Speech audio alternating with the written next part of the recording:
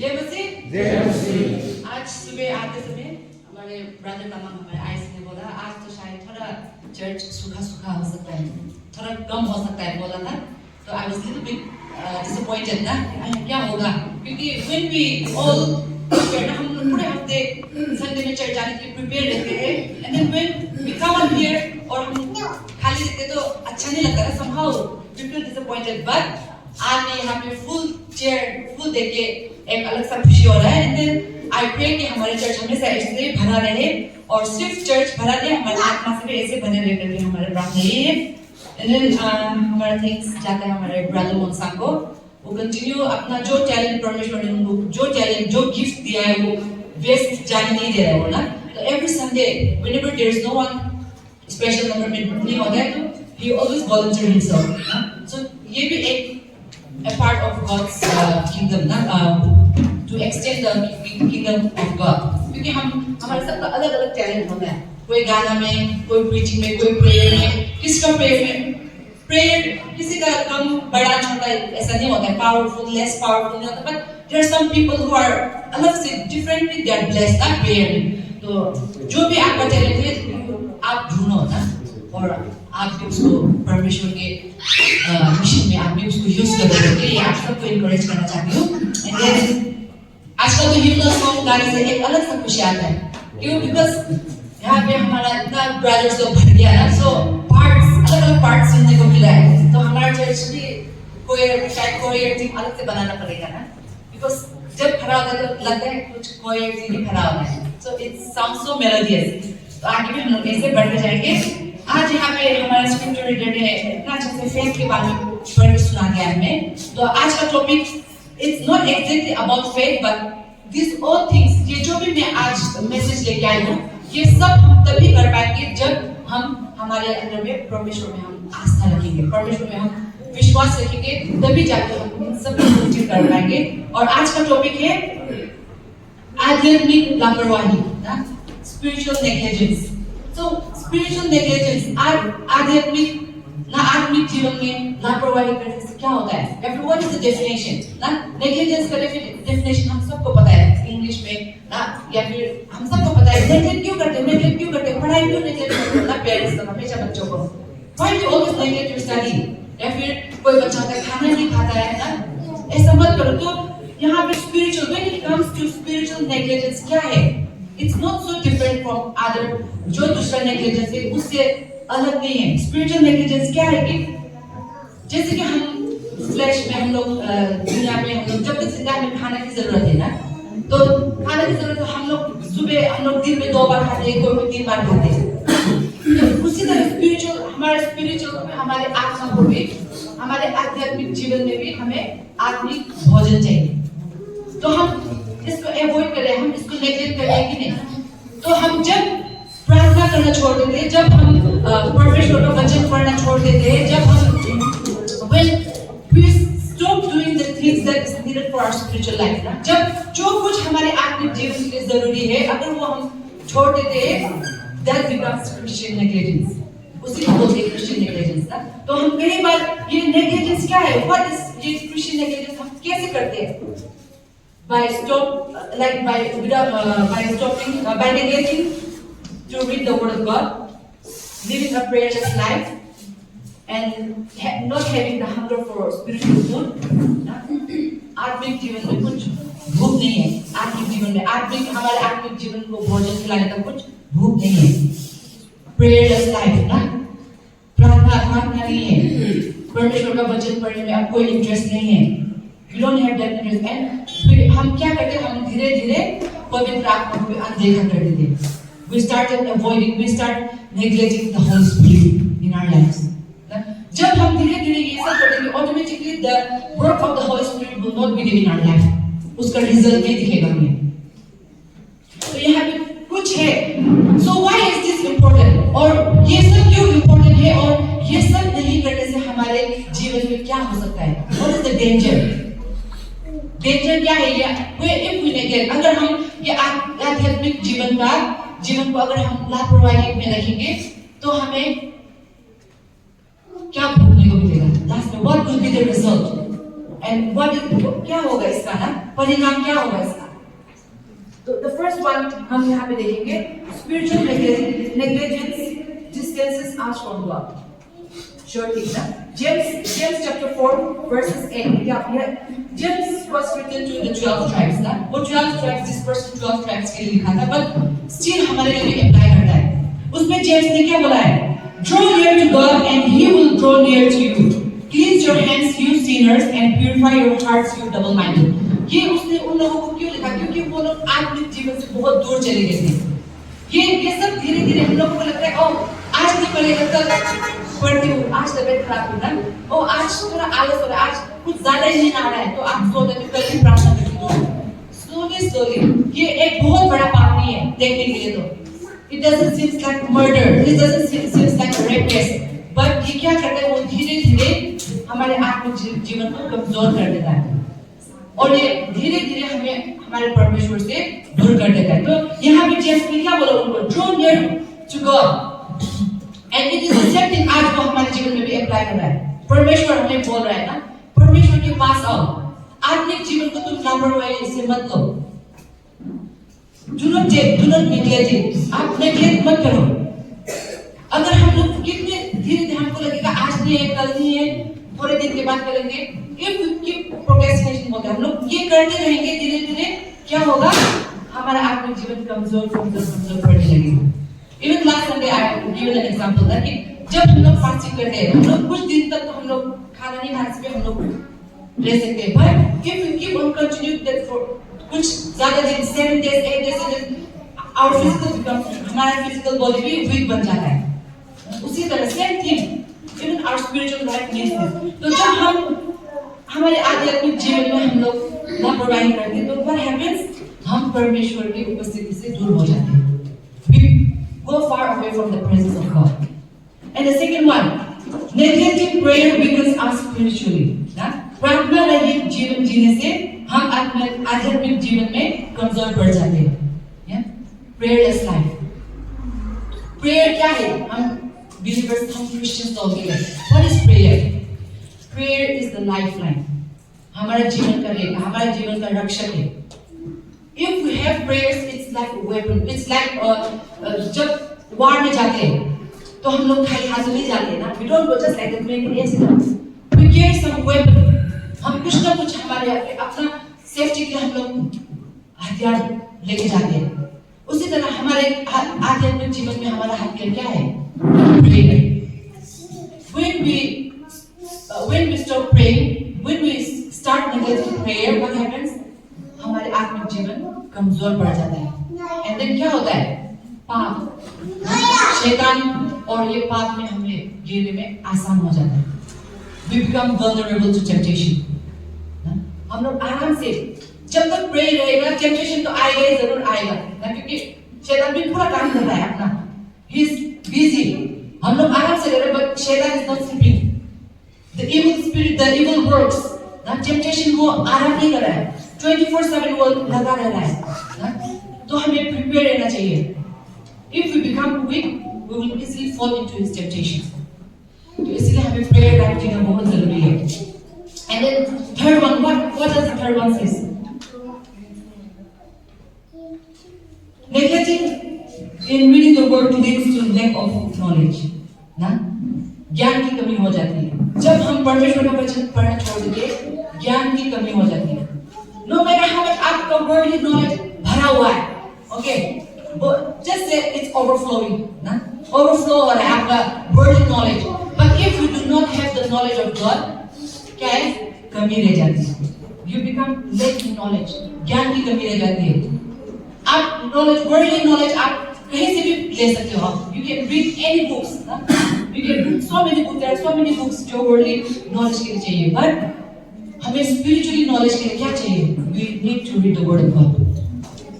जब तक परमेश्वर का वचन हमारे दिमाग में रहेगा, हमारा our brain, our heads, our mind, our thoughts क्या होगा? हमारे सोचने का तरीका, हमारे बोलने का तरीका, ये सब पवित्र आत्मा ही हमें चलाएगा, हमें यूज करेगा।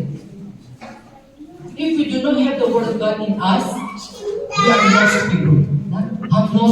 हम खोए हुए लोग हैं, लापता है। कई लोग बोलते हैं ना मुझे तो इंग्लिश पढ़ना नहीं आता, but there are so many ना परमेश्वर की अनुग्रह देखो, परमेश्वर की grace देखो. There are so many educated people in every tribe. There are so many Bible translations ना अपने अपने लैंग्वेज में है. कई लोग हैं और भी कोने कोने जगह में किसी का अभी तक ट्रांसलेशन नहीं आया, but you and I यहाँ पे जितने लोग हैं ऐसा कोई नहीं यहाँ पे जिसका अपने भाषा में बाइबल नहीं है. I don't think so ना.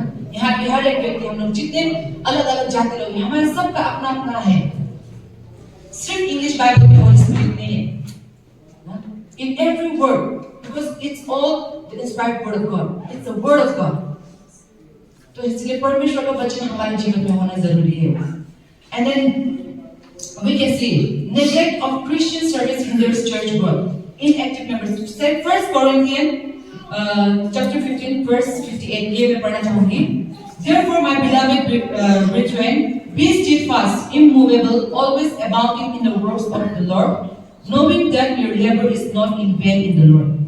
Every Christian has a mission. यहाँ पे जब पॉल ने कोरिन्थियन वालों को बोला कि be steadfast ना immovable, क्योंकि हम क्यों बोला, क्योंकि हम सभी का मिशन है.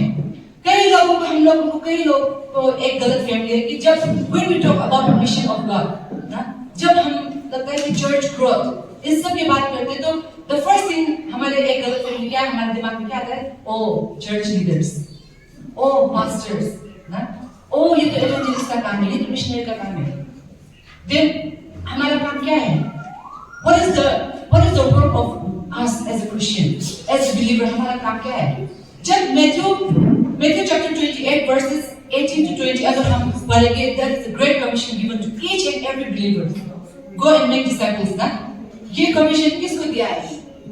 उसमें अगर परमेश्वर का वचन confusion नहीं देता है, परमेश्वर का वचन हर एक वचन clear कट है ना, clear है. उसमें अगर वो pastors को बोलना चाहते हैं तो वो direct pastors को, leaders को बोलना है. And if he is saying all the believers, मतलब हम सब include करते हैं ना.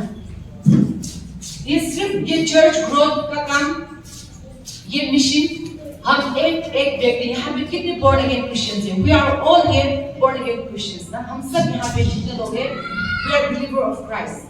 That means हम एक सबको मिशन दिया है. ऐसा मत सोचना कि मुझे नहीं दिया है. It is a mission for each and every individual sitting here this morning. यहाँ पे as a church member, for example, Brother Monsang, take me example. Brother Monsang को मैंने first में भी बोल दिया, his gift is singing, for example. ना तो वो हमेशा आके he's singing, every Sunday he's coming and singing. He is also क्या कर रहा है, वो अपना responsibility ले रहा है. That is his mission. ना वो church को कैसे आगे बढ़ा के लेगा. He's singing, through his singing he's doing the work of God. Someone come and reading the Bible. Through reading the Bible, what happens? He is also participating in the work of God in mission. By coming and praying invocation, benediction, offering prayer, आप क्या कर रहे हो? आप भी participate कर रहे हो. आप भी परमेश्वर का मिशन में आप भी काम कर रहे हो. कोई छोटा या बड़ा नहीं होता है. Just because I'm preaching here, ना यहाँ पे आप लोगों के आगे यहाँ पे खड़ा कर रहे हो, preaching कर, इसका मतलब ये नहीं कि मेरा मिशन बड़ा है और आप सिर्फ बाइबल पढ़ रहे हो तो आपका मिशन छोटा है. No. This is all open, all comes together ना.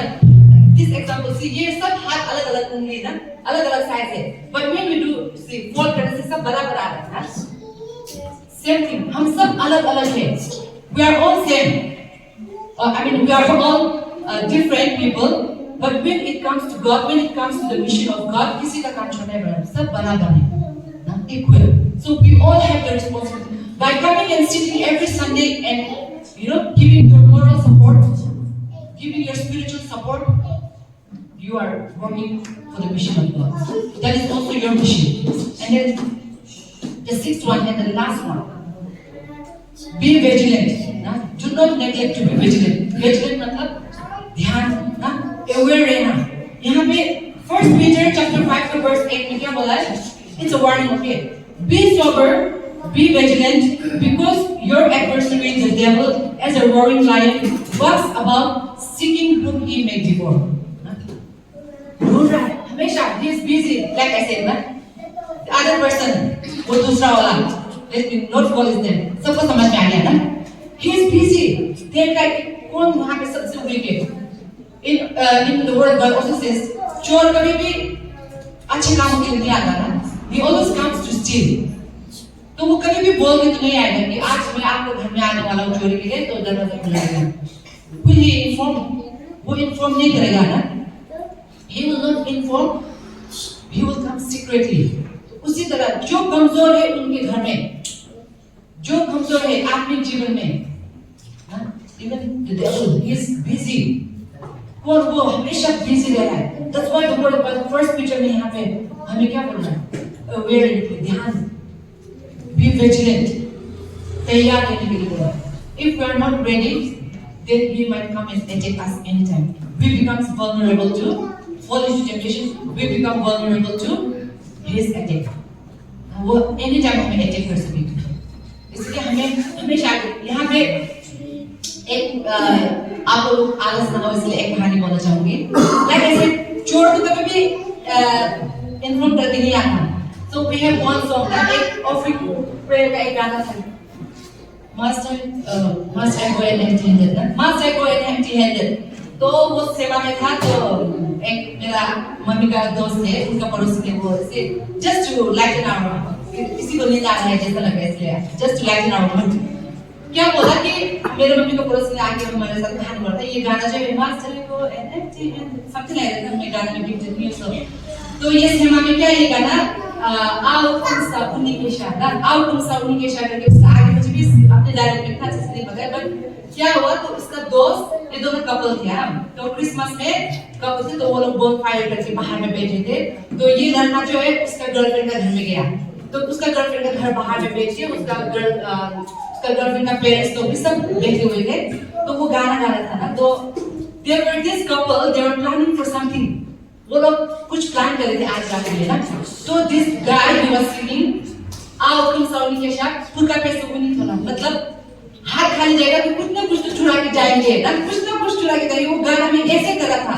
तो कल सुबह उठ के देखा तो क्या हुआ था वो लड़का अब उनका वो घर वाली का बेटी को लेके भाग गया था ना so this things happens ना I'm not good in narrating stories but in सेवा में बोले तो बहुत funny है but in other dialogue it's not funny so there ये तो inform awareness भी दे दिया था but the father ना उसका लड़की का बाप he was not aware he was not vigilant ना वो उसका लड़की अपना बॉयफ्रेंड के साथ प्लानिंग करा था पर the father was not vigilant ना he was not aware तो इसी तरह कुछ भी हो सकता है हमारे लाइफ में भी तो ये तो फिजिकली तो दुनिया का ही है छोड़ो ना होते रहता है but in our spiritual life if we are not vigilant अगर हम लोग aware नहीं रहेंगे तो हमें बहुत ही बड़ा लॉस होगा we will lose our eternity we will lose our salvation now the last बोल दिया था but again the last one salvation do not neglect your salvation उद्धार का जीवन है परमेश्वर का उद्धार जो हमें मिला है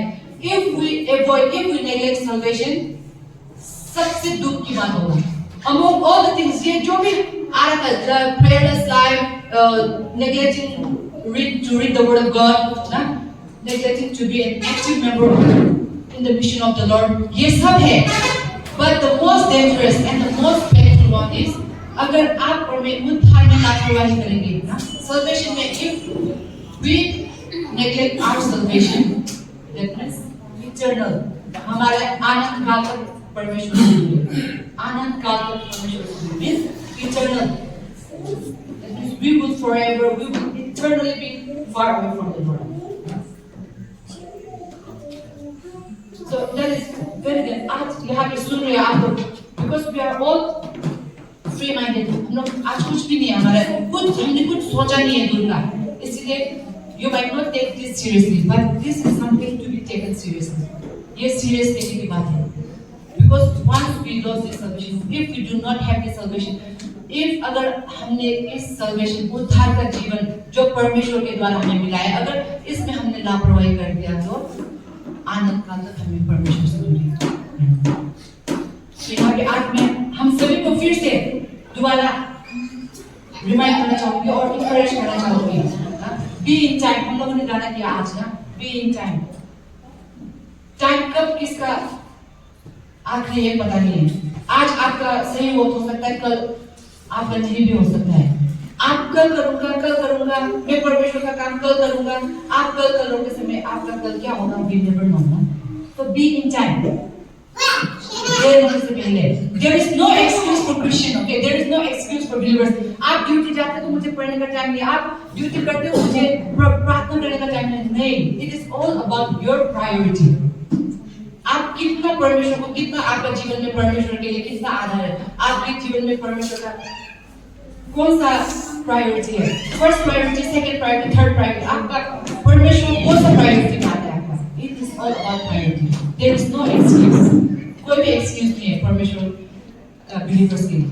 तो मैं इसी वजह से हम सबको इंकरेज करना चाहूंगी, let us not wait for the right time, because the right time is now. सही वक्त अभी है, सही वक्त का इंतजार मत करो।